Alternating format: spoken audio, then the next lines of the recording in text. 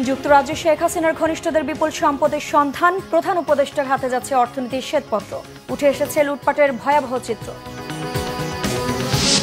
২১ August grenade হামলা মামলার আপিলের রায় আজ, খালাস পেতে পারেন বিএনপি ভারপ্রাপ্ত চেয়ারম্যান তারেক রহমান ও লুৎফুজ্জামান বাবর। বৈষম্যহীন বাংলাদেশ গড়ার প্রত্যয় শুরু হলো বিজয়ের মাস, ঢাকা বিশ্ববিদ্যালয়ে বিজয় র্যালির উদ্বোধন।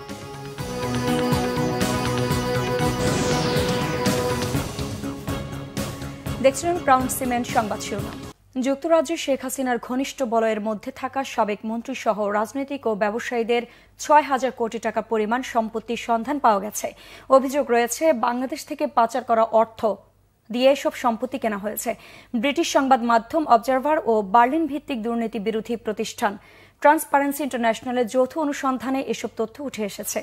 হাসিনার ঘনিষ্ঠজনের তালিকায় রয়েছে সাবেক বেসরকারি শিল্প ও বিনিয়োগ বিষয়ক উপদেষ্টা সালমান এফ রহমান, বসুন্ধরা গ্রুপের চেয়ারম্যান আহমেদ আকবর সুবহান, সাবেক ভূমিমন্ত্রী সাইফুজ্জামান চৌধুরী, নাসা গ্রুপের চেয়ারম্যান নজরুল ইসলাম মজুমদার ও তাদের পরিবারের সদস্যরা। এসব ব্যক্তিদের নামে যুক্তরাজ্যের বিভিন্ন স্থানে প্রায় ৩৫০টি সম্পত্তি রয়েছে। এর মধ্যে ফ্ল্যাট থেকে শুরু করে সুবিশাল অট্টালিকা পর্যন্ত রয়েছে। যুক্তরাজ্যে ও দেশটির বাইরের বিভিন্ন প্রতিষ্ঠানের নামে এই সম্পত্তির বেশিরভাগ কেনা হয়েছে। শনিবার দ্য গার্ডিয়ানের প্রতিবেদনে বলা হয়, সালমান এফ রহমানের পরিবারের সদস্যদের লন্ডনের মেফেয়ার এলাকায় ৭টি বিলাসবহুল অ্যাপার্টমেন্টের মালিকানা বা মালিকানায় অংশীদারিত্ব রয়েছে। সাবেক ভূমিমন্ত্রী সাইফুজ্জামান চৌধুরী ও তার পরিবারের ৩০০টিরও বেশি সম্পদের হিসাব মিলেছে। যুক্তরাজ্যের সারে এলাকায় বসুন্ধরা গ্রুপের চেয়ারম্যান আহমেদ আকবর সুবহানের পরিবারের সদস্যদের ২টি সম্পত্তি রয়েছে। ১,৩০,০০,০০০ পাউন্ড দিয়ে এসব সম্পত্তি কেনা হয়েছে। আজ প্রধান উপদেষ্টা ডক্টর মোহাম্মদ ইউনূসের কাছে অর্থনীতির শ্বেতপত্র প্রতিবেদন হস্তান্তর করা হবে, তবে কাল আনুষ্ঠানিকভাবে প্রতিবেদন প্রকাশ করা হবে।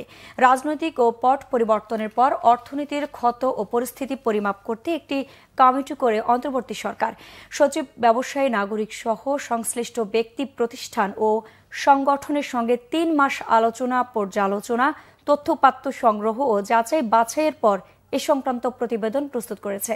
কমিটির ৪০০ পৃষ্ঠার প্রতিবেদনে উঠে এসেছে বিভিন্ন খাতে লুটপাটের ভয়াবহ চিত্র। আওয়ামী লীগের গত ১৫ বছরের শাসনামলের প্রতি বছর গড়ে প্রায় $১৪ বিলিয়ন পাচার হয়েছে।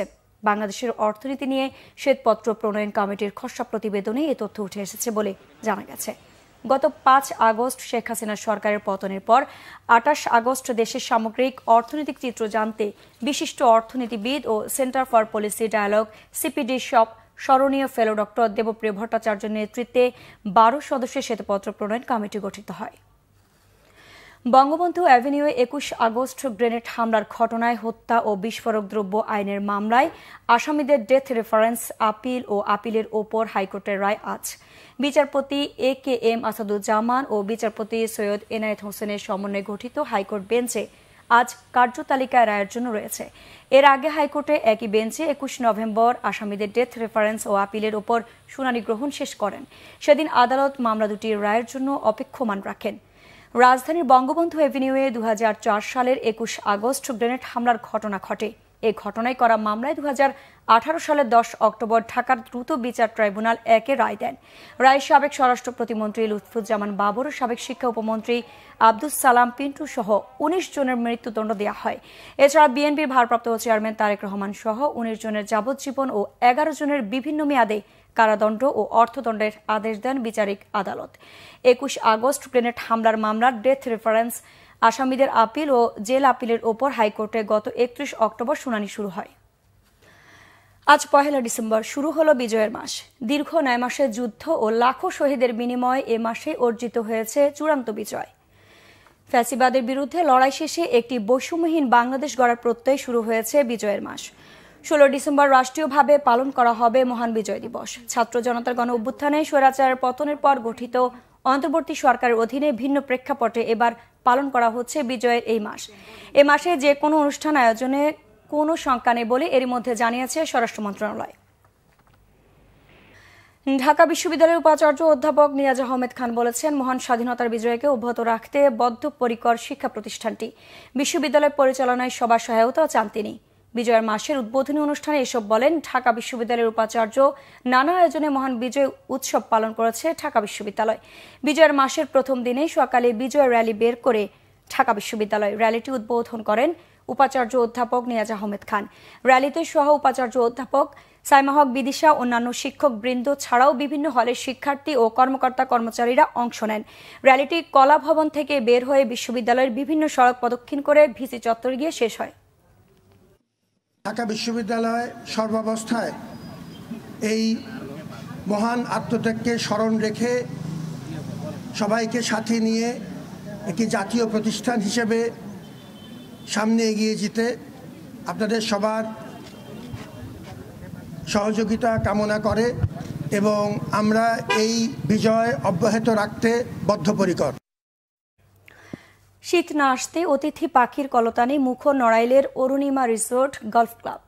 কালিয়া উপজেলার পানিপাড়া গ্রামের এই কৃষি পর্যটন কেন্দ্রে ঝাঁকে ঝাঁকে আসছে পরিযায়ী পাখি। দেশি বিদেশি মিলিয়ে রিসোর্টটি এখন পাখিদের রাজ্য। সংরক্ষিত এলাকা ঘোষণা করায় এক যুগ আগে থেকেই এলাকাটির পরিচিতি পাখি গ্রাম নামে। নড়াইল প্রতিনিধি তারিকুজ্জামান লিটুর রিপোর্ট।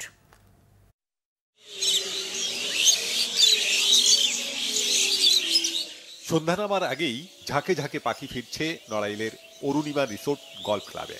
দেশি বিদেশি হাজারো পাখির কলকাকলিতে এক অন্যরকম পরিবেশ।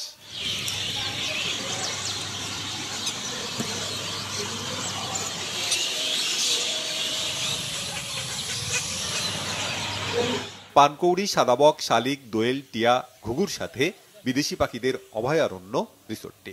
বছরের প্রায় 9 মাসই এই রিসোর্টে দেখা মেলে ঝাঁকে ঝাঁকে পাখি। এসব পাখি দেখতে ভিড় করেন পর্যটকরা। হাজারো পাখির ডানা ঝাপটানি আর কিচিরমিচির শব্দ মোহিত করে দর্শনার্থীদের।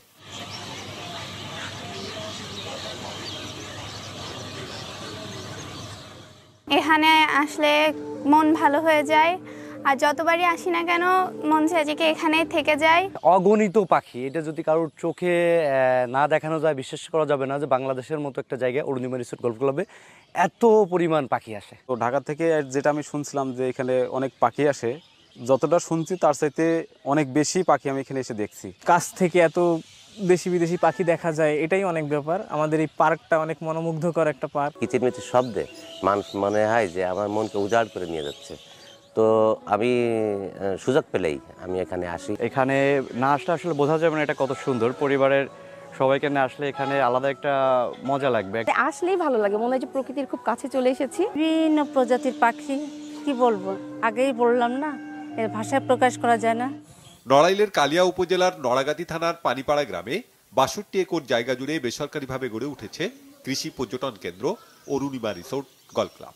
বিশাল এই জায়গা জুড়ে 2004 সাল থেকে প্রতি বছরই শীত মৌসুমে পরিযায়ী পাখি আসে।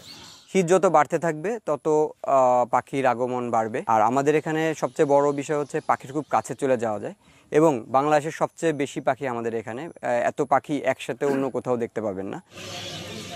পাখিদের বসবাসের জন্য নিরাপদ পরিবেশ নিশ্চিতের তাগিদ বিশিষ্টজনদের। পাখি শিকার বন্ধে আইনের যথাযথ প্রয়োগ চান তারা। এই পাখিগুলি যেখানে আসে সেটা মানুষের একটা ভ্রমণের জায়গা হয়, বিনোদনের একটা জায়গা হয়। সুতরাং তাদেরকে আমাদের রক্ষা করতে হবে।